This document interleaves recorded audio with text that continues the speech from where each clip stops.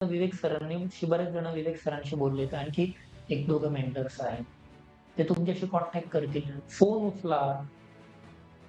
आता हे जसं की मेंटरशिपची शीट आहे. ठीक आहे. आता 27 तारखेला 10 मिनिटं बोललो about the preparation scheduling the meeting. हे सर्व ऋषी बोललेले. 27 तारखेला कॉल नाही उचलला. परत तिचाच कॉल आला. 12 मिनिटं बोललो. प्रिपरेशनशी बोललं. शी red old N-C-R-tease end new N-C-R-tease at the same time and got confused. असंच आहे ना. हे काय तुम्हाला सांगायचं म्हणून आत्ता नाही दिलंय. सेशन झालं की या माझ्या लॅपटॉपमध्ये सगळे दाखवतो. म्हणजे बोलल्याशिवाय कसं कळेल ना?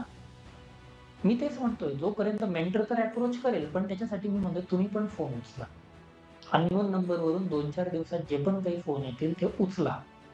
कारण कसं कळेल तुम्हाला काय देवीने दृष्टांत दिला का, की एक्स-वाय-झेड व्यक्ती विल बी युअर मेंटर उचल.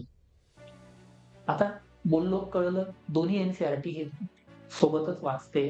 ओल्ड एन-सी-आर-टीज आणि न्यू एन-सी-आर-टीज कन्फ्युजन होऊन गेलेलं आहे. मग काहीतरी सोल्युशन दिलंय. काय करायचं, कसं करायचं?